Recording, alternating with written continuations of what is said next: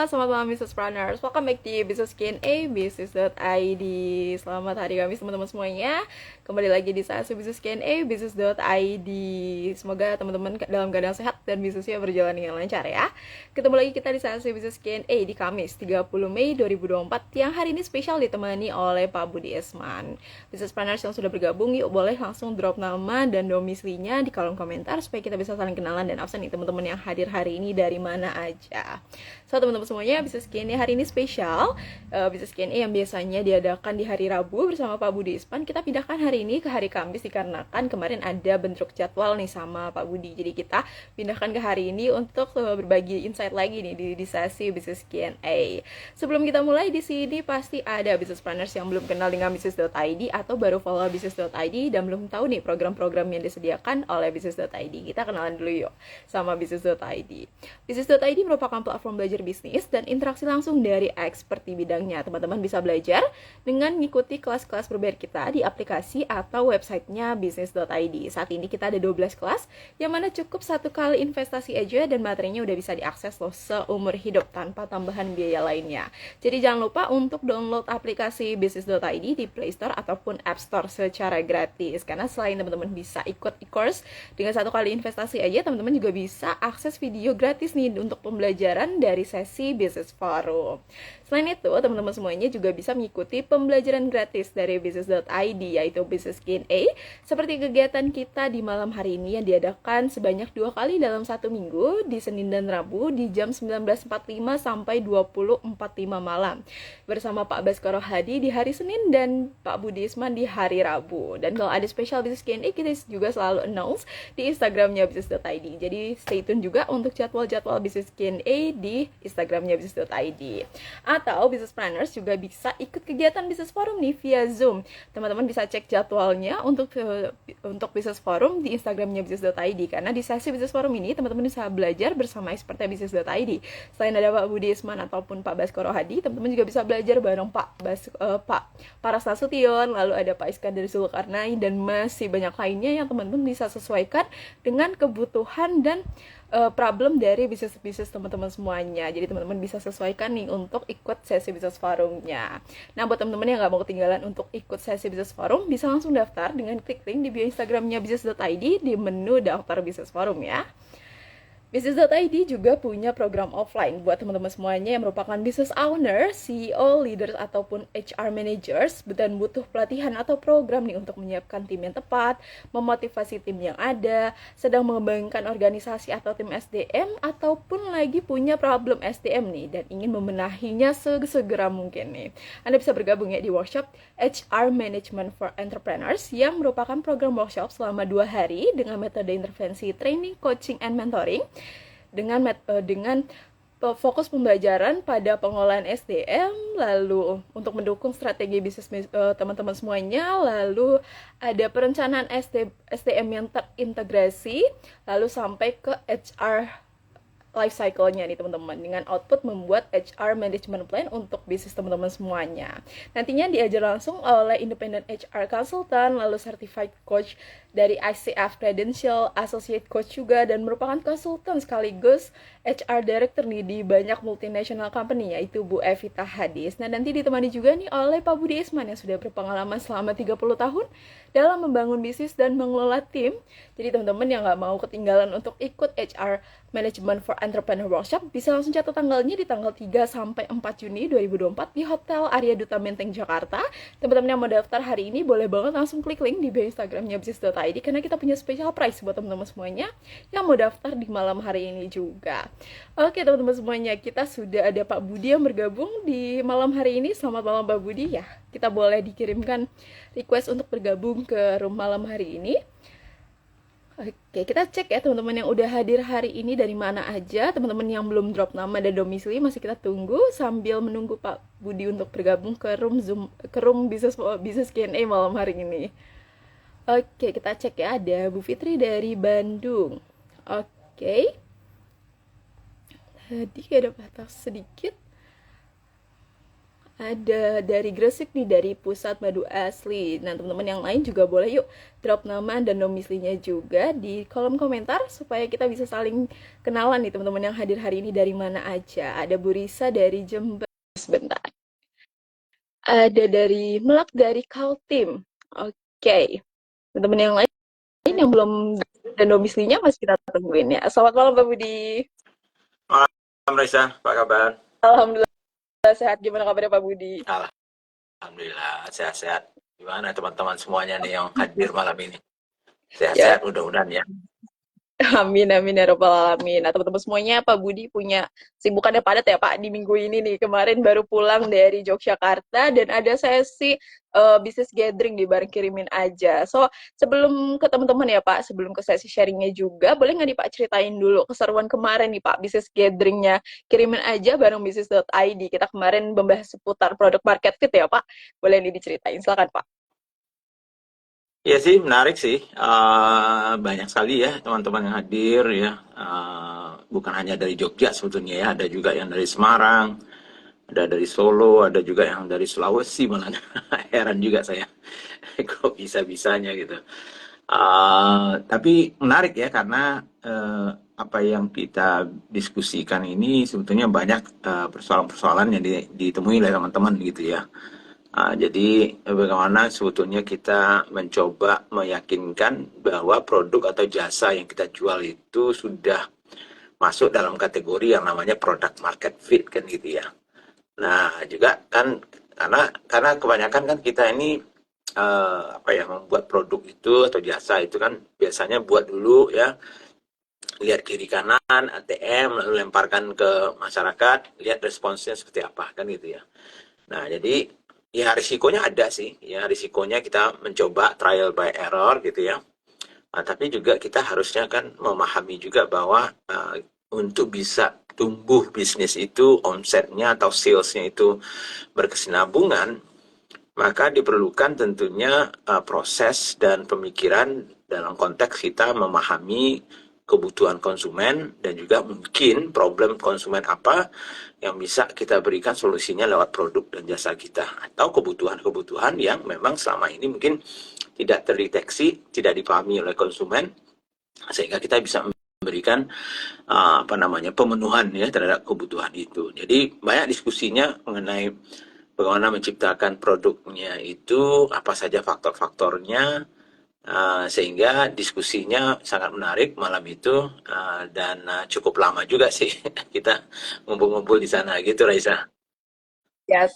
Oke, baik Pak. Seru banget ya teman-teman semuanya. Pastinya untuk sesi business gathering ataupun kopdar nih, bareng kirimin aja ataupun yang lainnya, teman-teman bisa cek jadwalnya nantinya yang belum pernah bergabung ataupun belum kemarin belum berkesempatan nih untuk gabung sesi kopdarnya, bisa banget untuk cek jadwalnya di Instagramnya business.id ataupun ke Instagramnya Pak Budi. Dan tentunya seru banget ya teman-teman semuanya.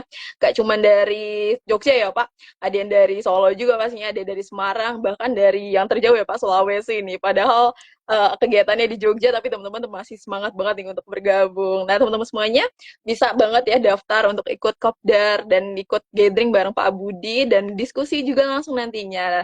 Oke Pak, kita sudah di 7.50 ya Pak, sambil nunggu teman-teman yang lain juga bergabung di Business Q&A malam hari ini, kita buka dulu nih sesi Business Q&A Ya. pada malam hari ini. Nah, teman-teman semuanya, di malam hari ini sebelum kita ke sesi tanya jawab, ke sesi diskusi nih bareng Pak Budi seputar bisnis, Pak Budi udah punya insight menarik, punya topik menarik nih yang bakal dibagikan, yaitu mencari pasar pertumbuhan baru. Wah, teman-teman pastinya punya ya, pengen banget nih sebenarnya dari dulu denger ya Pak, insight ini nih yang akan disampaikan oleh Pak Budi seputar mencari pasar pertumbuhan baru yang tentunya teman-teman yang lagi stuck ya Pak, lagi banyak stuck, lagi banyak problem, bisa kebantu banget nantinya setelah dengar insight Pak Budi. Nah, teman-teman semuanya kita dengar dulu insight dari Pak Budi, dengar dulu sharing dari Pak Budi, teman-teman boleh nyiapin pertanyaannya dari sekarang sambil dengerin insight dari Pak Budi, ataupun udah punya pertanyaan, boleh langsung drop pertanyaannya di box Q&A ataupun di kolom komentar. So, kita dengar dulu insight dari Pak Budi. Silakan, Pak.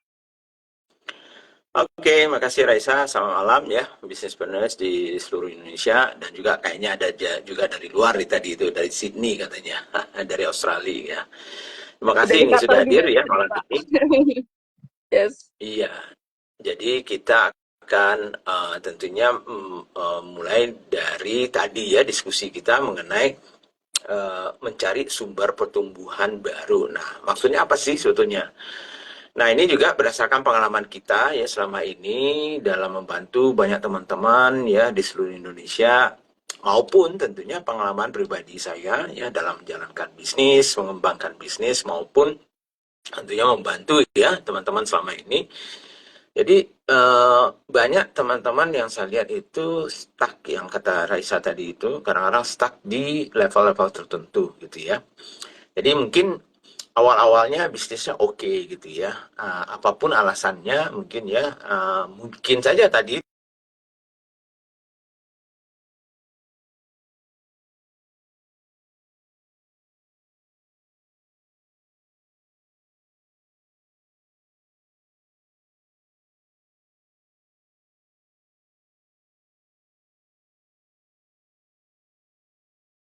ada dua versi yang saya lihat gitu ya, teman-teman ini. Ada satu yang mencoba merubah tentunya produk atau jasanya gitu ya.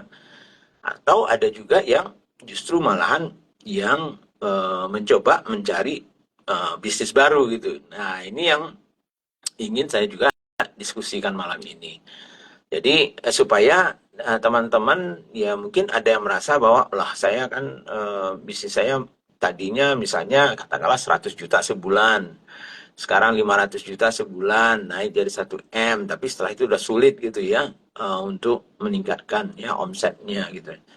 Tapi dengan duit yang 1 M sebulan misalnya omsetnya, saya nggak tahu keuntungannya berapa gitu ya. Lalu sudah merasa bahwa oh kalau begitu ada nih bisnis lain ya di sebelah sana itu kayaknya kok menarik gitu. Sehingga saya mencoba membangun bisnis baru. Padahal yang bisnis di awal ini belum tentu nggak bisa dikembangkan ya, karena ya tadi itu pertama mungkin pemahaman kita terhadap bisnis kita sendiri, pemahaman kita juga sebetulnya terhadap sumber-sumber pertumbuhan baru kita di mana saja ya, sehingga yang harus mungkin ya tipsnya untuk teman-teman adalah memahami dulu sebetulnya apa sih penyebabnya misalnya omset kita itu stuck gitu ya. Nah, atau tidak bertumbuh lagi atau pertumbuhannya tidak sama. Nah, kemarin waktu di Jogja pun saya diskusi dengan banyak teman-teman ya, sama sebetulnya persoalannya juga, termasuk yang teman-teman yang kita bantu gitu ya. Sehingga yang perlu kita lakukan adalah memahami dulu ini penyebabnya apa gitu. Nah, untuk memahami penyebabnya pertumbuhan kita itu misalnya tidak seperti yang kita harapkan atau sudah mandek begitu, maka kita memerlukan data ya. Jadi nggak bisa, kalau saya sih ya, secara pribadi tentunya tidak bisa hanya sekedar mengira-ngira gitu ya. Dan paling sering saya dengar itu kan kalau teman-teman itu kalau sudah stuck atau sudah mandek begitu, wah Pak, kayaknya bisnis ini sulit berkembang lagi karena pasarnya sudah jenuh. Nah, ini kan paling sering nih yang saya dengar. Nah, pasar jenuh itu maksudnya apa sih sebetulnya kan gitu. Nah, jadi teman-teman kalau saya tanya begitu, mungkin mereka sendiri juga nggak tahu ya, pasar jenuh itu ya maksudnya, ya kayaknya sudah habis pasarnya. Nah, jadi mungkin teman-teman yang sudah pernah mungkin ya, saya coba ingatkan kembali, mungkin sudah yang pernah ikut misalnya Smart Business Map ya di bisnis.id, baik yang online maupun misalnya Smart Business Map Advance yang offline-nya, itu ada beberapa faktor-faktor yang sebetulnya kita coba analisa dulu. Nah, jadi terserah teman-teman yang sudah pernah belajar, bisa gunakan kembali untuk melihatnya. Tapi tipsnya adalah memahami dulu sebetulnya sekarang ini pasar yang katanya sudah habis itu sebetulnya apa artinya habis itu? Apakah memang tidak ada lagi misalnya pasar yang bisa kita ambil gitu ya? Atau apakah misalnya pesaingnya itu sudah sedemikian banyaknya gitu ya, sehingga orang berebut untuk mengambil customernya gitu ya. Nah, jadi sebetulnya yang salah satu yang sering saya tanyakan dan sulit teman-teman jawab itu adalah seberapa besar sih pasarnya sebenarnya untuk bisnis Anda itu kan gitu ya. Nah, itulah kalau misalnya di Smart Business Map misalnya kita yang teman-teman sudah pernah belajar ya SBM itu ya. Maka salah satu pertanyaannya adalah seberapa besar pasarnya? How big is the market kan gitu. Nah, seberapa besar pasar itu maksudnya adalah kita tahu nggak pasar bisnis kita itu seberapa besar dan seberapa besar kita. Jadi contohnya apa sih? Misalnya, katakanlah kita punya bisnis sekarang ini 1 M sebulan, jadi 12 M setahun. Nah, kalau kita hitung-hitung sebetulnya, ya kalau kita paham kategori bisnis kita paham bisnis kita, coba hitung berapa sih potensi pasar yang ada. Ya, katakanlah hitung, misalnya apa sih? Misalnya ayam goreng misalnya, oke, ayam goreng. Ya tanyakan, misalnya kira-kira berapa banyak orang yang makan ayam goreng misalnya ya di kota Anda, di provinsi Anda, di pulau Anda, di Indonesia kan itu. Kemudian berapa kali mereka misalnya makan misalnya seminggunya, sebulannya, setahunnya. Lalu berapa harga rata-rata mereka membeli misalnya ayam goreng itu, lalu dikalikan misalnya ya. Ini secara kasarnya aja ya, saya cerita dulu gitu. Jangan-jangan nantinya, apalagi misalnya ya, mungkin ya nggak ada bedanya seperti mie gitu, ayam goreng itu kan termasuk yang populer gitu. Nah, bisnis kita baru 1 miliar atau 12 miliar setahun, padahal pasarnya misalnya 10 triliun.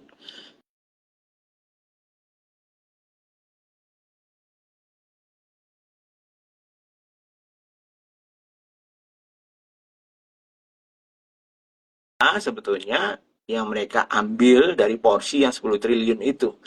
Ya, kalau kita cuma 12 M, yang lain itu juga berapa, jadi intinya adalah setahu saya ya, kalau kita misalnya masih relatif kecil gitu ya, apalagi masih kategori UMKM, artinya omsetnya itu masih di bawah 50 M misalnya setahun, biasanya itu pasar tuh nggak mungkin habis gitu. Masalahnya adalah kita saja yang tidak bisa memenuhi sebetulnya apa yang dibutuhkan oleh pasar itu. Nah kan gitu ya. Nah jadi yang pertama sekali tentunya kita cek adalah produk kita kan itu ya. Produk atau jasa kita itu.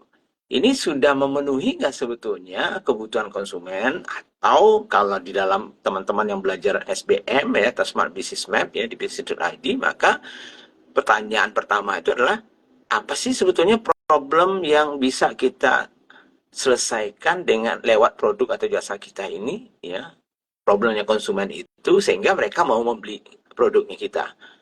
Tahu tadi itu lagi apa sih sebetulnya kebutuhannya yang tadinya nggak bisa diisi oleh produk dan jasa lain, lalu kita bisa mengisinya. Jadi itu pertanyaannya, sudah fit nggak produknya kita itu? Nah, kalau memang sudah fit, misalnya ya, nah baru pertanyaan kedua adalah seberapa besar pasarnya tadi itu kan itu ya. Nah, kalau kita misalnya baru 12 M setahun, lalu pasarnya 1 triliun, kan kecil banget kan itu ya. Lalu kita mengatakan bahwa pasarnya sudah habis. Oke, kompetitor ada? Ya, oke. Mana kompetitornya? Siapa kompetitornya? Saya nggak yakin bahwa semua kompetitor itu akan mengambil semua pasarnya. Itu nggak yakin saya. Cuma masalahnya kita tidak bisa mengambil pasar yang ada. Nah, tentunya kita tanya lagi nih, kan itu ya. Oke, cara mengambil pasar itu bagaimana? Ya tadi, mulai dari produk dan jasanya seperti apa. Nilai-nilai yang kita berikan atau value yang kita berikan untuk konsumen itu apa saja gitu ya. Apakah kita misalnya juga pasarnya yang kita tuju itu sudah tepat ya, sesuai dengan apa yang kita inginkan. Jadi banyak sekali faktornya. Ini di luar dari kita mencari sumber pertumbuhan baru ini. Jadi dari persoalan itu saja banyak teman-teman yang harus perbaiki dulu. Jadi nggak ujuk-ujuk kita mengatakan, wah bisnis kita sudah stuck, kemudian kita berbisnis yang lain.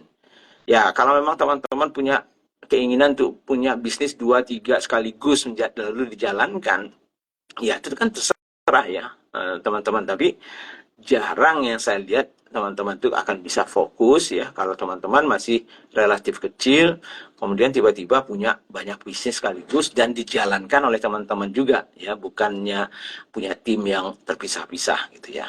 Nah, jadi itu satu yang saya mau bahas malam ini. Lalu yang kedua tentunya ya, yang saya juga ingin, kalau misalnya semuanya sudah oke, ya katakanlah misalnya produknya sudah oke ya, pasarnya sudah clear, ya diferensiasi atau pembedanya kita dari value-nya kita, uniknya kita itu sudah oke, harganya juga sudah pas ya sesuai dengan value yang kita berikan gitu ya, dan semuanya itu, dan kita masih belum mencapai misalnya pertumbuhan yang kita inginkan, nah baru kita cerita soal apa sih sumber pertumbuhan-pertumbuhan baru yang bisa kita coba ya gali satu persatu. Kan itu ya.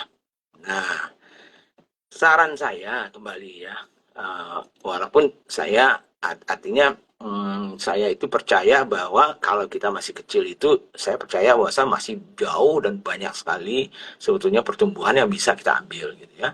Sehingga pilihan yang paling sering saya sarankan untuk teman-teman ya, itu kita melihat pasarnya kita itu ya, kalau kita sudah clear tadi itu ya siapa sih pasarnya kita, di mana pasar kita itu ada, kemudian harganya sudah pas tadi itu ya semuanya itu ya, maka pilihan pertama kalau saya nih ya, saya akan apa namanya akan menggali lebih dalam pasar itu ya, dan mencari konsumen-konsumen baru ya yang ada di pasar yang sama ya, sehingga kita nggak pergi kemana-mana, kita nggak buat produk baru dulu ya, produknya sama dan segala macam. Itu yang istilahnya itu kalau teman-teman belajar mungkin ya, atau mungkin yang sudah praktekkan gitu ya, itu namanya market penetration ya, kita penetrasi pasarnya. Jadi contohnya apa sih misalnya? Oke, contohnya katakanlah kita jualan tadi itu ayam goreng misalnya ya,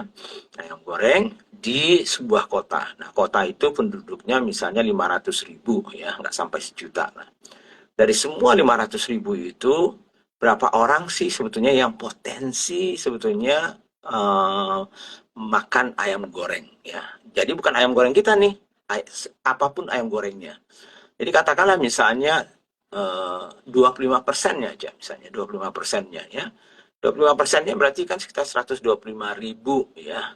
Orang di kota itu yang punya potensi mungkin mau makan ayam goreng gitu ya. Nah, kalau kita sudah tahu itu, misalnya ya, ini market penetration-nya. Lalu kita lihat nih, ya, kira-kira dari 125.000 itu yang cocok profilnya, cocok behavior atau perilakunya dengan apa ya, konsumen yang ingin kita layani lewat ayam goreng kita tadi itu berapa banyak sih dari 125.000? Katakanlah misalnya separohnya lah ya, atau 50.000-nya lah. Jadi ada 50.000 nih yang seharusnya betul-betul potensi dari pasar kita, behaviornya cocok dengan kita, mungkin kelasnya juga cocok dengan kita, ya, dan segala macamnya. 50.000 nih dalam kota itu. Nah, kalau rata-rata misalnya mereka makan ayam goreng itu sekali sebulan, berarti 12 kali setahun gitu ya. Berarti sekarang ini kita punya customer base kita ya. Itu berapa sih sebetulnya dari 50.000 itu? Ternyata misalnya dari di kota itu saja pelanggan kita itu ya mungkin baru 10.000 misalnya ya. Jadi artinya 10.000 baru dari 50.000 gitu. Nah, bisa nggak dari 10.000 itu kita cari yang tadi itu 50.000 tempat itu kita masih bisa ambil ya. Misalnya 10.000 lagi, itu aja udah 2 kali lipat berarti kan itu ya. Kalau dengan asumsi mereka ya makan ayam goreng sama seperti misalnya customer-customer kita yang lainnya. Jadi kalau kita bisa ngambil dari 10.000 menjadi 20.000 aja dari yang 50.000 itu udah 100%. Nggak usah 100%, kita ambil 50% aja. Berarti dari yang 50.000 itu ada tambahan saja, misalnya 5.000 lagi sudah 50% pertumbuhannya gitu. Nah, cuman untuk penetrasi pasarnya, untuk mengambil yang 5.000 itu apa sih yang harus dilakukan? Nah, tentunya banyak program-program, tentunya kita lihat kembali sih, apa sih sebetulnya yang menyebabkan mereka tidak makan di tempat kita. Kenapa mereka makan di tempat lain? Buying factornya apa saja sih, faktor-faktor mereka membeli supaya kita bisa perbaiki nih produk kita, jasa kita, dan segala macamnya untuk mendapatkan yang tadi itu 5.000 ya, dari 50.000 ya potensi pasar yang sebenarnya yang kita punya. Nah, itu istilahnya itu yang saya namakan market penetration strategy-nya ya, strategi market penetrasi. Nah, ini saja mungkin, jangankan kita cerita yang lain gitu ya, ini saja mungkin nggak habis-habisnya nih ya, nggak habis-habisnya. Oke, jadi makanya tadi itu kalau misalnya teman-teman misalnya sudah mulai membangun bisnis baru dan segala macamnya. Padahal misalnya penetrasi pasarnya saja masih belum maksimal, ya tentunya banyak waktu kita terbuang, mungkin mungkin dana kita terbuang jadi sia-sia. Oke? Okay?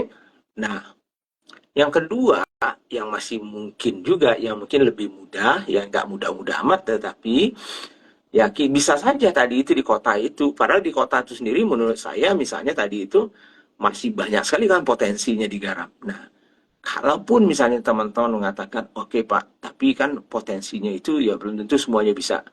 Apalagi sih yang bisa kita lakukan? Nah, tadi itu kita mengembangkan pasarnya. Nah, mengembangkan pasar itu berarti kita market development nih. Nah, mengembangkan pasar itu banyak caranya ya. Tapi mungkin yang paling mudah mungkin ya dan yang diingat oleh teman-teman itu misalnya tadi itu kita ada di kota A, sekarang masuk ke kota B, masuk ke kota C misalnya ya. Nah, itu bisa. Itu namanya pengembangan pasar juga gitu ya. Nah, jadi pasarnya tadi kita hanya di kota kita, sekarang ini masuk ke kota sebelah, masuk lagi kota yang lainnya dan segala macamnya. Tapi dengan apa nih? Dengan tadinya produknya tetap sama, bisnisnya juga sama, brandnya juga sama, dan semuanya sama ya. Cuman kita mengembangkan pasarnya ke pasar di kota lain. Itu salah satunya contohnya ya. Itu yang banyak juga dilakukan oleh teman-teman kembali. Tapi ya tadi itu seperti yang saya bilang, kalau di satu daerah atau satu kota itu saja teman-teman belum maksimal, tentunya itu harus dimaksimalkan dulu penetrasinya. Nah, kalau mau dikombinasikan, ya oke, kombinasikan dua-duanya. Selain dari kita menggarap kota kita, ya semaksimal mungkin, lalu kita sekaligus, misalnya kalau kita mau, kita kembangkan pasarnya ke tempat yang lain. Nah, cuman beda ya. Nah, dua strategi yang berbeda itu membutuhkan ya tadi itu sumber daya yang berbeda, waktu yang berbeda, tim yang berbeda. Kenapa begitu? Kalau tadi itu kita menggunakan strategi yang pertama itu adalah kita hanya bermain di kota kita maksimalkan penetrasi pasar kita di kota itu, maka biasanya orangnya mungkin nggak perlu bertambah, ya sumber daya kita nggak perlu terlalu kita stretch dan segala macamnya.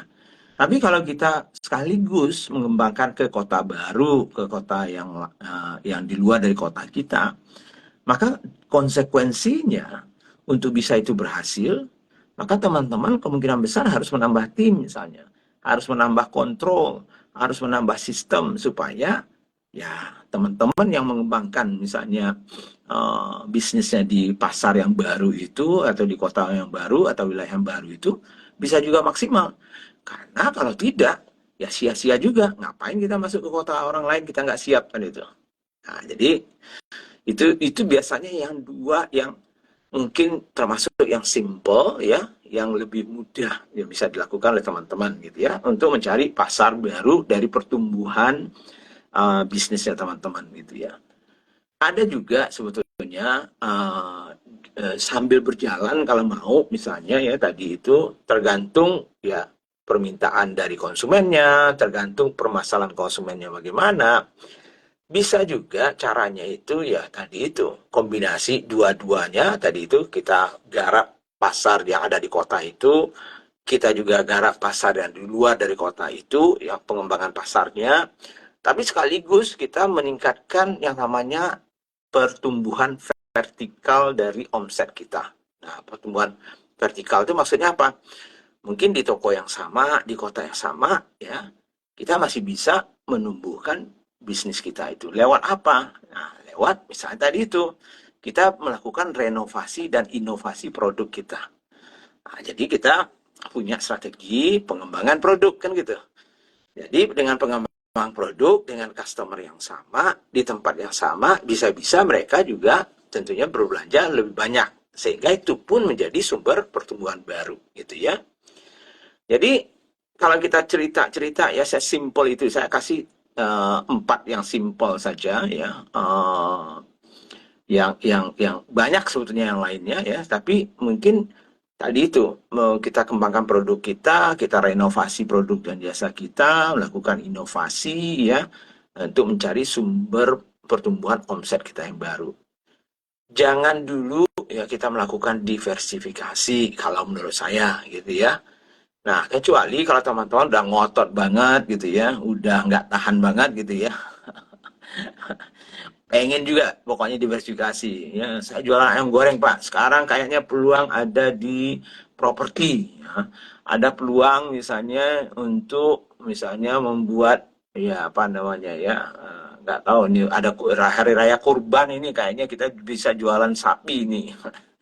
Ya, ya udah, saya nggak bisa bilang apa-apa lagi gitu. Tapi kalau saya ya tentunya melihat hasil dari 14 tahun saya bergaul dengan teman-teman ya, pengalaman saya lebih dari 30 tahun ya dalam membangun bisnis-bisnis yang kecil dan sekaligus yang besar banget gitu. Ya, diversifikasi itu bagi saya ada waktunya gitu ya. Nah, waktunya ini tentunya banyak faktor-faktor yang perlu dipertimbangkan. Nah, tapi kembali saya katakan kalau status kita masih levelnya level ya tadi itu status UMKM ya, bisnis kita belum ratusan miliar banget gitu ya. Mungkin ya saran saya ya tadi itu ya garap pasar yang ada ya penetrasi sedalam-dalamnya pasar yang ada di tempat yang sama dengan produk yang sama dan segala macamnya. Kalau mau kembangkan itu di pasar yang baru, di kota yang baru, di cabang yang baru. Nah, kalau masih mau juga mencari omset vertikalnya supaya orang membeli lebih banyak ya, nah, makanya mungkin kita pengembangan produk, renovasi, inovasi itu bisa. Diversifikasi itu terakhir ya menurut saya ya. Kalau memang betul-betul teman-teman sudah siap gitu ya. Nah, jadi bagi saya hanya mengingatkan kembali mungkin sudah sering ya saya menyampaikan ini ke teman-teman gitu ya bahwa eh, biasanya ya teman-teman yang fokus itu jauh ya biasanya ya jauh lebih cepat perkembangannya. Saya ambil contohnya aja ya. Banyak teman-teman ya Pak, tapi ini contohnya aja misalnya ya. Katakanlah yang teman-teman yang pernah kita bantu dulunya misalnya dan juga pernah belajar dengan kita dulunya, pernah juga kita apa namanya melihat bisnisnya ya lebih dalam gitu ya. Agrinesia Group dengan kue-kuenya ya di setiap kota. Mereka fokus, dia nggak ada properti, nggak ada. Lihat siapa lagi misalnya haus misalnya ya minuman, dia nggak ada yang lain-lain, nggak ada properti, nggak ada kambing misalnya dia jual dan segala macam, tapi fokus di makanan dan minuman. Apalagi mie gacuan besar banget, kalau tumbuh terus apa sama aja itu aja lah. Apalagi banyak lagi contoh-contoh yang lainnya ya, yang bisa ya mungkin nggak bisa saya sebut satu persatu, tapi yang mungkin teman-teman ingat mungkin ya, yang bisa dilihat. Oh iya ya, ini dia fokus di sini, dia fokus di sini gitu ya. Nah, ada waktunya ya teman-teman bisa diversifikasi, ada waktunya teman-teman bisa mengembangkan misalnya keluar dari jalur utamanya. Tapi itu pertimbangan cukup banyak dan saya rasa kalau memang sudah siap ya nggak masalah ya. Nah, jadi mungkin itu dulu ya yang saya bisa sharing dulu ya. Saya pengen tentunya kita diskusi supaya lebih banyak Raisa waktunya untuk teman-teman bisa bertanya karena saya lihat sudah ada banyak pertanyaan. Tapi intinya apa sih sebetulnya tadi ya? Banyak teman-teman pertama tidak paham pasar bisnisnya, nggak paham juga kategorinya, sehingga sering sekali alasannya teman-teman untuk mencari bisnis baru, ya, mencari cara baru yang mungkin di luar dari jalur itu karena mereka merasa bisnisnya sudah mandek, sudah stuck, ya pasarnya sudah habis gitu ya. Padahal bisnisnya masih kecil gitu ya. Lain kalau ceritanya bisnis kita sudah 10 triliun ya. Lalu kita bilang bahwa oh iya ya, udah habis pasarnya ya. Sehingga kita harus mencari jalan lain. Tapi kalau bisnis kita masih relatif kecil, menurut saya mungkin masih banyak hal-hal yang harus kita coba analisa dulu, sehingga oh iya sebetulnya masih banyak nih. Nah, jadi itu satu. Yang kedua tadi itu jangan cepat-cepat diversifikasi ya. Pilihannya untuk kita mencari omset baru itu bisa horizontal ya, bisa juga vertikal. Tadi itu ya, horizontal itu artinya mungkin kita pengembangan pasar misalnya ya, kita menambah cabang misalnya ya, sehingga kita mendapatkan customer-customer baru ya, termasuk juga kita mempenetrasi ya pasar yang ada dengan konsumen yang sama ya semaksimal mungkin. Nah, terakhir mungkin bersamaan tadi itu kita bisa melakukan yang namanya pengembangan produk inovasi dan renovasi produk sehingga kita mendapatkan tadi itu customer baru dan mungkin customer lama juga bisa membeli lebih banyak lagi produk dan jasa kita. Gitu Raisa. Yes.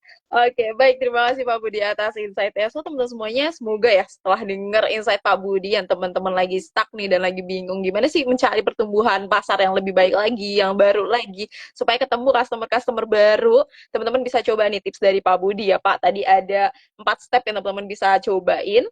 Tadi ada market penetration, lalu mulai ke pengembangan pasar atau market developing, lalu dikombin ya Pak antara penetration sama developing, ataupun teman-teman bisa tambahin juga dengan pertumbuhan vertikal ya Pak. Jadi teman-teman bisa coba ini 4 tips dari Pak Budi.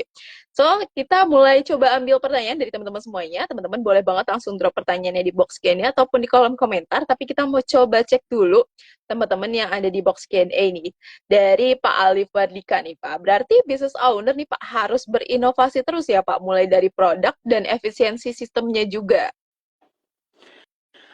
Iya sih, sebetulnya sebetulnya renovasi atau inovasi itu kan harusnya menjadi darah daging entrepreneur ya. Karena kita tahu bahwa sehebat apapun produk dan jasa kita itu ya, kalau mereka tidak dihidupkan terus-menerus gitu ya, maka bisa saja tadi itu permintaannya menurun ya, dan juga tentunya orang mulai bosan dengan produk dan jasa kita. Apalagi kalau misalnya dengan perkembangan zaman, misalnya perilaku konsumen kita yang tadinya itu sudah berubah kan gitu ya. Nah kalau kita nggak bisa menyesuaikan ya dengan perubahan konsumen itu, maka kita ketinggalan. Dan itu sering sekali ya kita lihat ya, kalau kita ambil misalnya bisnis-bisnis yang besar ya, padahal mereka sudah besar, orangnya juga pintar-pintar, uangnya juga banyak misalnya. Ya contohnya aja lah misalnya tadi itu apa Nokia misalnya ya, ada BlackBerry ya, handphone-handphone yang mungkin dulu rajanya, tapi mungkin inovasi dan renovasinya ada tapi tidak tepat ya, tidak relevan ya, sehingga dengan perubahan konsumen yang baru ya, dengan cara-cara yang baru, sehingga mereka menjadi ketinggalan dengan bisnis-bisnis yang baru misalnya ya. Juga sama ya, jadi inovasi dan renovasi itu tidak harus dari produknya saja. Bisa saja inovasi itu dan renovasi itu adalah dari jasa atau servisnya kita. Misalnya tadi itu ya, tadi kita tadi awalnya misalnya katakanlah kita melayani ya konsumen kita, misalnya masuk ke toko kita. Tapi sekarang di luar negeri itu mungkin karena perubahan konsumen ya, penggunaan teknologi sudah gampang, apalagi anak-anak Gen Z sekarang dan milenial tuh mungkin lebih dekat dengan teknologi, sehingga mungkin nggak diperlukan kasir, nggak diperlukan mungkin pelayan ya. Mereka cukup datang ke toko, mungkin pakai handphonenya saja sudah bisa beli, bisa ambil barang, bisa bayar langsung. Mungkin ada unsur-unsur teknologi yang kita masukkan. Jadi bukan hanya produk dan jasanya saja yang harus kita renovasi dan inovasi gitu ya, tetapi juga mungkin produk dan jasanya. Nah, bagaimana kalau misalnya produknya itu dari dulu seperti itu aja? Banyak kan contohnya juga kan itu ya. Nah, jadi misalnya ya produk yang pernah saya dulunya bekerja itu misalnya di Coca-Cola itu ya dari dulu 136 tahun lalu ya itu juga gitu ya. Tapi apa sih yang inovasi renovasinya ada? Misalnya tadi itu dulu orang nggak misalnya orang sudah mulai menjaga kesehatan sehingga gula itu kalau bisa dikurangi, sehingga mereka mengeluarkan diet produk ya, produk diet. Ada yang Coke Zero. Ada juga mungkin ya bukan hanya soal produknya saja, tetapi mungkin cara berkomunikasinya dengan konsumennya, cara mereka misalnya mendistribusikannya menjadi sesuatu yang baru ya, yang tadinya nggak ada gitu. Jadi betul ya, bisnis bisnis owner itu nggak bisa statis gitu ya. Kita harus memahami konsumen kita ya, behaviornya, perubahan-perubahannya. Dan kalau Anda belajar yang Smart Business Map ya, advance misalnya ya, itu ada juga pertanyaan nomor 5, itu apa sih faktor-faktor di luar sana itu yang sebetulnya juga mempengaruhi bisnis kita. Nah, kalau kita nggak tahu itu, padahal dia mempengaruhi bisnis kita dan kita tidak, apa namanya, kita tidak mencoba menyesuaikan diri, ya kemungkinan besar nanti lama-lama kita juga akan hilang atau pertumbuhan kita menjadi tidak bagus lagi. Itu, Raisa. Oke, baik. Baik Pak, jadi teman-teman semuanya mungkin ya Pak, selain teman-teman bisa ikut SBM Advance nih untuk memahami lagi nih ya Pak, market barunya ataupun lagi mulai bisnis nih, teman-teman bisa ikuti course-nya Bisnis.id juga SBM 7.0 ini untuk belajar lebih dalam lagi untuk mengenal ya Pak, bagaimana sih customer-nya ini, lalu mulai dari produknya itu seperti apa yang teman-teman bisa coba untuk produksi. Jadi teman-teman bisa belajar lebih lanjut lagi di course-nya Bisnis.id SBM 7.0 bersama Pak Budi Isman. So, terima kasih atas jawabannya Pak. Semoga bisa membantu nih jawaban dari Pak Budi untuk Pak Alif Wardika. Oke Pak, sebelum ke bisnis planners lagi Pak, saya mau tanya nih Pak, menurut Pak Budi nih Pak, teman-teman kan lebih banyak ya Pak yang seringnya diversifikasi duluan atau bahkan inovasi atau melakukan renovasi duluan nih Pak, ketimbang coba cek penetrasi pasarnya seperti apa ataupun coba untuk melakukan pengembangan pasar nih Pak. Menurut Pak Budi nih Pak, apakah kalau misalkan teman-teman yang diversifikasi duluan nih Pak, ketimbang melakukan penetrasi ini enak gak sih Pak sebenarnya? Karena teman-teman nih banyak kan diversifikasi duluan karena ngerasa udah nggak mantep nih kalau kita ambil produk ini. Bagaimana menurut Pak Budi? Silakan. Iya, ya kadang-kadang nggak bisa saya salahkan juga Raisa ya. Ini kadang-kadang preferensi masing-masing kan beda-beda ya. Yang sudah pasti preferensi saya lebih suka tentunya kita apa namanya maksimalkan dulu ya bisnis kita yang satu itu ya, dan ada waktunya kita mau diversifikasi gitu ya. Saya kasih contoh tadi itu misalnya ya, berapa banyak yang saya kasih contoh tadi yang fokus di situ aja bisa sampai triliunan toh kan itu ya. Nah, padahal mereka, tapi kita yang baru 50M, 100M aja sudah langsung diversifikasi. Ya, padahal pasarnya masih banyak. Masalahnya kan gini ya. Masalahnya adalah apa namanya ya? Sumber daya kita, baik baik orang-orangnya, baik ilmu-ilmu atau kompetensinya, baik uangnya, baik mesin-mesinnya, teknologinya semuanya itu kan belum tentu bisa dimaksimalkan kalau kita punya dua bisnis yang berbeda. Jadi misalnya lah ayam goreng dengan perumahan, oke, beda beda banget kan gitu ya. Jadi sehingga keahliannya beda. Jadi tadinya kita baru belajar bisnis ayam goreng. Sekarang belum matang kita sudah pindah lagi belajar lagi bisnis misalnya properti misalnya. Jadi itu saja sebetulnya sudah membuat ya kemungkinan bisnis kita itu tidak berkembang, jadinya justru malah bukan satu saja tidak berkembang, kemungkinan besar dua-duanya. Istilahnya saya itu sering sekali kita ini kan cuman setengah hamil gitu atau hamil tapi tidak melahirkan gitu ya. Jadi tanggung semua gitu. Nah, sehingga makanya boleh. Jadi tidak ada salahnya gitu ya. Tapi harus tahu kapan waktunya. Nah, kalau mau bahas soal waktunya kapan ya tentunya itu preferensi masing-masing, dan mungkin kita buatkan live yang baru ya untuk membahas itu saja gitu, Raisa.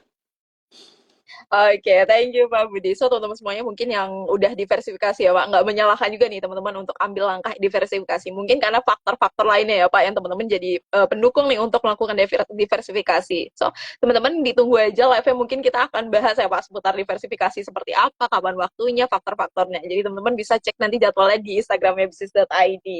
So, Pak, sebelum balik lagi ke bisnis planner, satu lagi pertanyaan Pak dari saya. Mungkin teman-teman ya Pak yang udah mulai coba untuk melakukan penetrasi pasar yang baru atau melakukan pengembangan pasar yang baru nih Pak.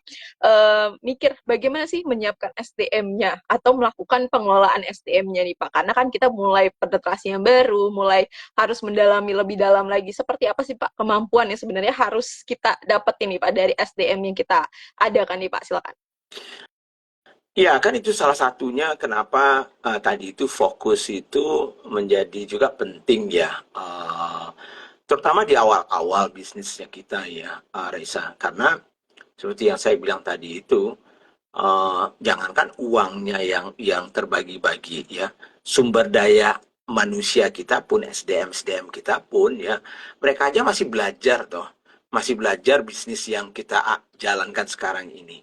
Nah, bayangkan kalau orang yang sama lagi menjalankan bisnis yang berbeda sambil menjalankan bisnis yang di awalnya, sehingga mereka nggak pernah betul-betul kompeten di satu bidangnya itu gitu. Nah, jadi salah satu faktor penghambat pertumbuhan bisnis selama ini ya, yang saya tak ketahui dan saya alami, baik alami sendiri ya, maupun melihat teman-teman selama 14 tahun loh, sejak saya pensiun tahun 2010 itu gitu ya, itu yang menghambatnya ujung-ujungnya adalah manusianya itu gitu. Nah, jadi kalau sedangkan bisnis yang satu itu aja manusianya belum siap, mau bikin bisnis dua, bisnis tiga, bisnis empat. Jadi kacau sendiri gitu ya. Nah, ini contohnya aja, saya baru aja diskusi juga dengan salah satu teman, kita zooman ya tadi siang gitu ya. Bisnisnya bertumbuh, tapi pusing gitu ya, banyak masalah gitu. Lalu saya bilang, kenapa banyak masalah? Ya itu Pak, saya nggak merasa tim saya ini bagus gitu, nggak bisa ini bermasalah, ini nggak tahu caranya, ini jadi akhirnya boros, ini ya padahal bisnis tumbuh gitu ya, bisnis tumbuh tapi akhirnya profitnya harusnya misal 100 jadi cuma 25, yang tadinya itu tadi misalnya katakanlah prosesnya bisa misalnya 2 hari menjadi 1 minggu ya, karena SDM-nya tidak kompeten gitu ya. Nah persoalannya ownernya atau CEO-nya atau pemimpinnya juga tidak paham gitu. Bagaimana nih cara mengatur SDM kita? Bagaimana mengatur organisasi kita supaya sinkron dengan strateginya kita? Nah itu jadi yang pertanyaannya Raisa tadi kan juga jawabannya sama saya. Misalnya kan gini, kalau strategi kita adalah pengembangan pasar misalnya ya, dengan menambah cabang, menambah kota baru sekarang. Berarti jumlah orangnya mungkin saja kita harus menambah ya. Menambah jumlah orang ya, itu menambah kompleksitas gitu ya. Lalu misalnya tadinya kita hanya satu nih cabang misalnya. Kita kontrol sendiri ya, selama ini kita tiap hari bisa lihat sendiri, nggak ada, oh ya bisa kita atur sendiri. Nah begitu ada cabang di kota lain, siapa yang kontrol itu kan gitu ya. Bagaimana sistemnya gitu ya, bagaimana SDM-nya itu bisa tanpa kita ada di kota itu mereka masih bisa jalan seperti apa yang kita harapkan. Berapa banyak teman-teman yang kita bantu selama ini misalnya buka cabang pop ada 10, 20, 30, 50, ada sampai 100 gitu. Begitu saya lihat itu, saya bisa tanya misalnya, ada fraud nggak misalnya, ada kemungkinan kecurangan nggak karyawannya? Oh banyak sekali yang bilang, oh enggak Pak, oh kita kita aman kok Pak, soalnya begini.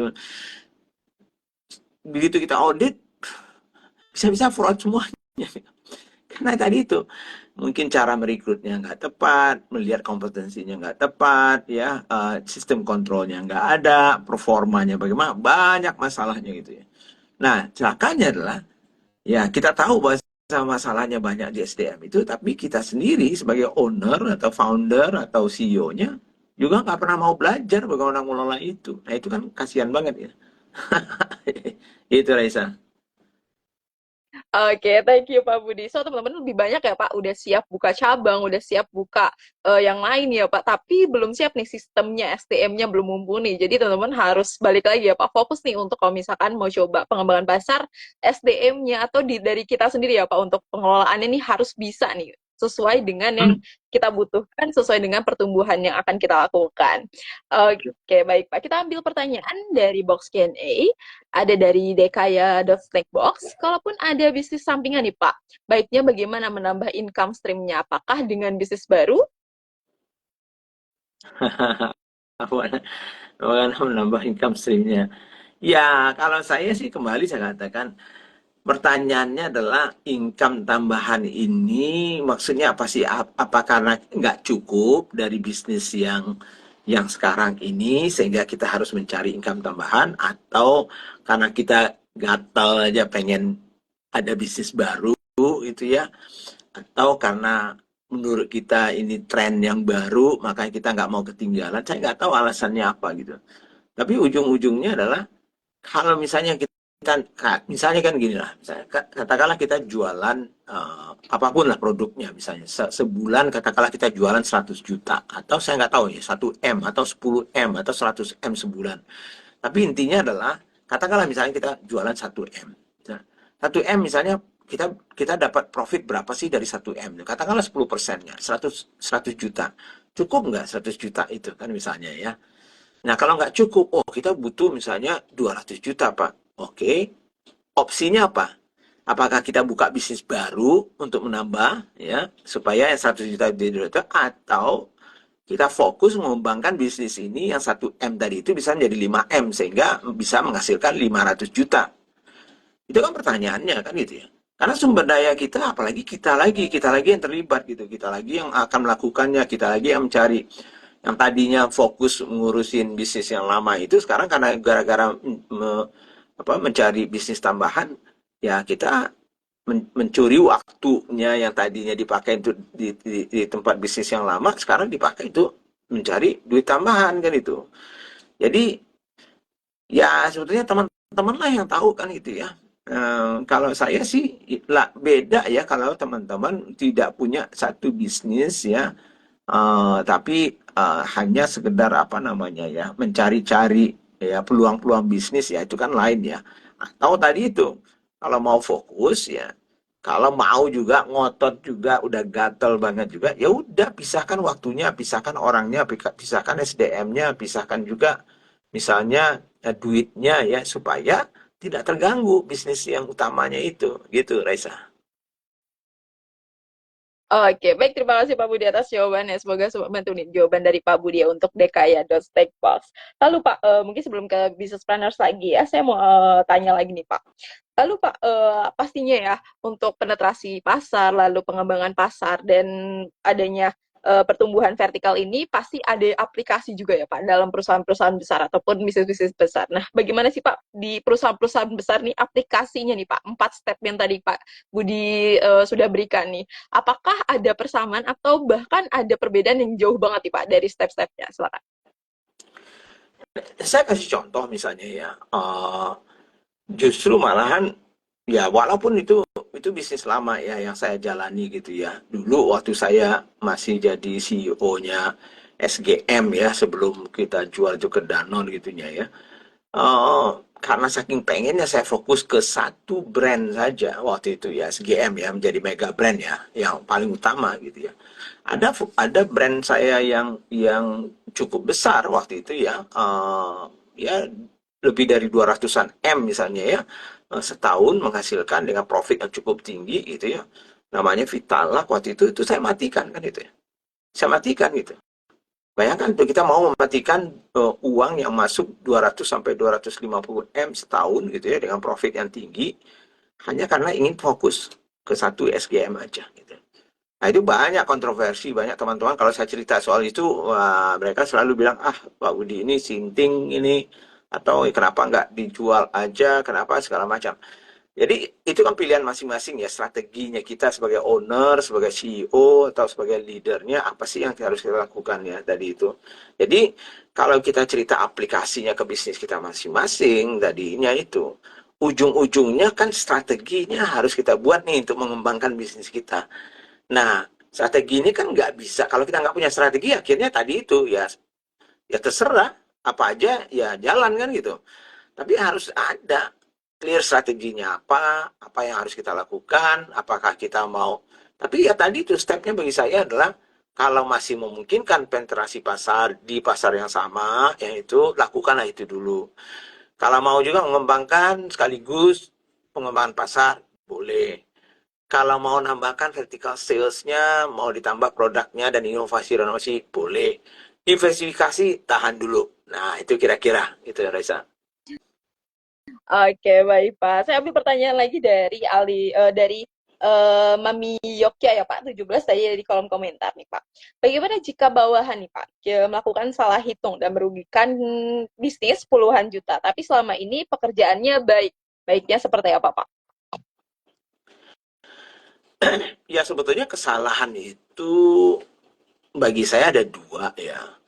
Kesalahannya itu karena memang bukan dengan niat jelek ya kesalahannya itu. Jadi kesalahan itu pertama kalau niatnya jelek ya, ingin menghancurkan kita itu kan beda ya. Berarti kalau saya sih pecat aja itu orang. Tapi kalau tidak misalnya tentunya kita harus paham dulu kenapa sih dia membuat kesalahan itu. Apakah dia membuat kesalahan itu karena lalai misalnya, dia tahu tapi lalai, berarti harus ada hukumannya, kan itu ya. Nah, tapi kalau bisa juga karena dia tidak tahu gitu. Nah, kalau tidak tahu kan susah juga, kayak orang kalau nggak tahu dia nggak berdosa dong kan kira-kira kan gitu. Tapi kalau dia tahu dan dia lalai, makanya dan dia harus ada hukuman. Nah, walaupun tadi apalagi katanya apa namanya orangnya juga cukup baik kan gitu ya. Jadi memang kalau kita hanya menghukum orang itu tanpa paham sebetulnya kenapa dia berbuat kelalaian itu atau kesalahan itu, maka nanti jangan-jangan tidak ada satupun orang mau lagi mengambil risiko, ya, tidak mau lagi mengambil apa namanya risk ya, untuk membantu bisnis kita karena mereka sudah takut aja buat berbuat salah. Akhirnya mencari aman semua kan itu. Ya apa kata bos aja kan gitu ya. Sebab kalau salah nanti saya akan dihukum gitu. Jadi bagi saya sih pertama niatnya itu apa? Kalau niatnya itu memang tidak ada niat misalnya mencuri, tidak ada niat untuk menghancurkan bisnis, ya tidak ada niat jeleknya. Ah, lalu baru setelah itu kenapa dia berbuat kesalahan itu? Apakah karena dia kompetensinya kurang, maka perlu dibina mereka ini, apalagi kalau mereka cukup bagus kan itu ya, dibina.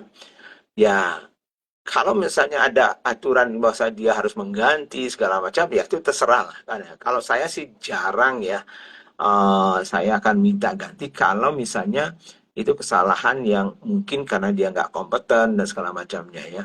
Tapi kalau memang dia lalai, nah bisa saja saya ada mungkin ya, mungkin misalnya minta ganti rugi, tapi bertahap ya, tentunya manusiawi atau tadi itu hukuman bentuknya nggak usah ganti rugi, tapi hukuman lainnya. Tetapi hukumannya itu harus hukuman yang bisa apa namanya ya, mendidik mereka agar mereka tetap mau mengambil risiko dalam menjalankan pekerjaannya, tapi sekarang mereka sudah lebih hati-hati dan punya check dan balance-nya agar kelalaian itu tidak terjadi lagi. Gitu, Raisa. Oke, terima kasih Pak Budi atas jawabannya. Semoga bisa membantu nih jawaban dari Pak Budi ya untuk Mami Yokya 17. Oke Pak, sebelum kita tutup ya Pak, untuk bisnis Candy pada malam hari ini, saya mau tanya satu lagi nih Pak. Dari teman-teman yang udah banyak banget kita bantu Pak, di bisnis.id, dibantu langsung didampingi oleh Pak Budi dalam membangun bisnisnya. Kira-kira ada nggak sih Pak perjalanan unik nih teman-teman semuanya yang didampingi dalam melakukan pertumbuhan baru nih Pak, menemukan pasar-pasar baru, lalu melakukan penetrasi dan lainnya. Silakan Pak. Ya, hampir ya kalau kita selama ini 14 tahun saya membantu ya teman-teman ya, termasuk sekarang dengan lewat bisnis.id ya, tentunya dengan ada Pak Baskoro Hadi, ada Mas Taufan, ada Pak Is, Pak Pars dan segala macamnya itu membantu. Kita melihat ada dua sebetulnya kategori ya teman-teman yang kita bantu itu. Ada satu kategori yang memang dia punya potensi untuk menjadi besar dan pengen belajar, pengen juga dibantu untuk bisa menjadi lebih besar.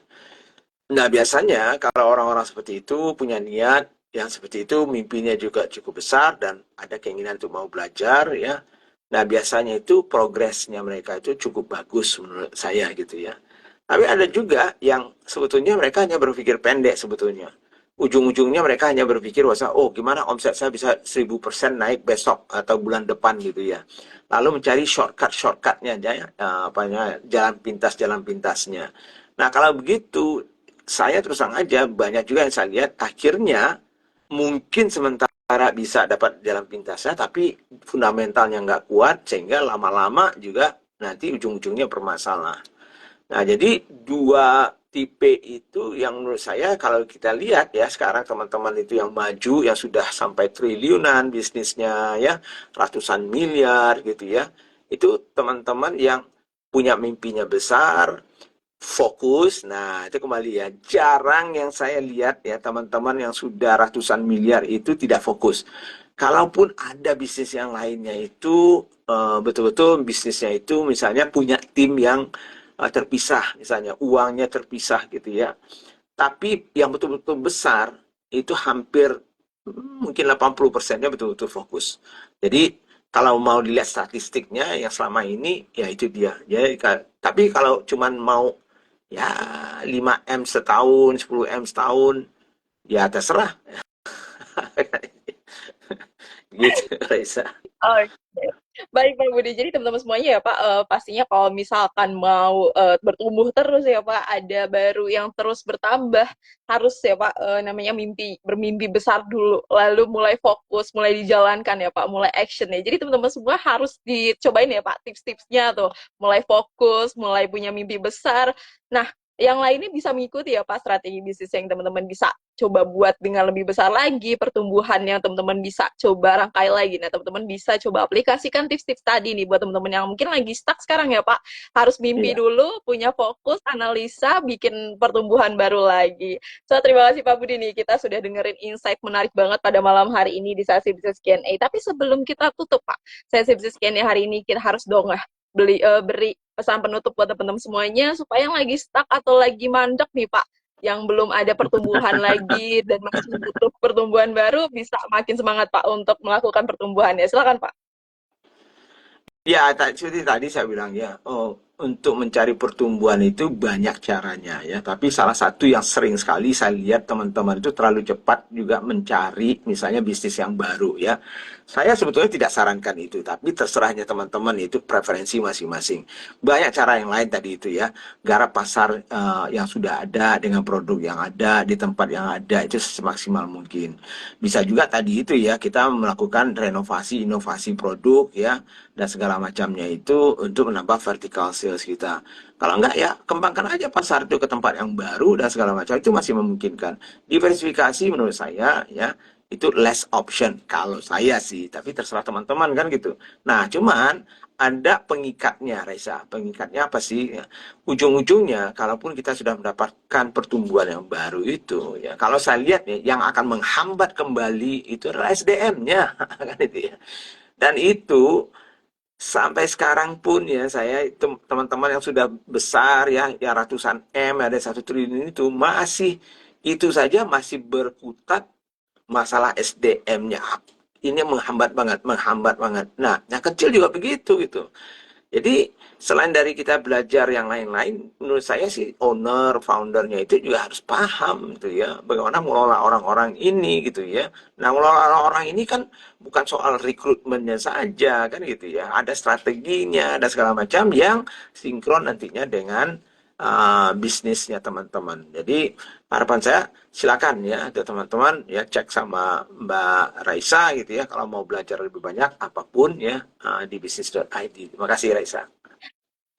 Oke, baik Pak. Jadi selain fokus teman-teman terhadap pertumbuhan barunya, teman-teman harus fokus juga pada STM. Nah, teman-teman yang mau belajar lebih dalam lagi program-program STM ataupun lagi mandek ya Pak, lagi punya problem STM juga nih yang punya pertumbuhan baru tapi nggak bisa berjalan karena STM, bisa bergabung ya di HR Management for Entrepreneur Workshop nih yang akan diselenggarakan pada tanggal 3 sampai 4 Juni 2024 di Hotel Arya Duta Jakarta. Nah, nanti teman-teman belajar seputar pengelolaan SDM, melakukan integrasi pada SDM, lalu sampai ke HR life cycle nih teman-teman semuanya. Jadi jangan sampai ketinggalan, karena nanti yang diajar langsung oleh Bu Evita nih, yang merupakan independent HR consultant dari ICF Prudential. Jadi teman-teman nggak perlu khawatir, karena pematerinya sudah merupakan expert, nanti ditemani juga oleh Pak Budi Isman yang sudah berpengalaman selama 30 tahun dalam membangun bisnis dan mengelola tim. Jadi jangan sampai ketinggalan, teman-teman bisa langsung daftar dengan klik link di bio Instagramnya bisnis.id ataupun cek ke feed Instagramnya bisnis.id. So, terima kasih banyak Pak Budi sudah meluangkan waktunya nih untuk berbagi insight pada malam hari ini, walaupun lagi sibuk-sibuknya ya Pak nemenin business planner semuanya, tapi masih semangat nih untuk berbagi insight malam hari ini. Semoga bermanfaat buat teman-teman semuanya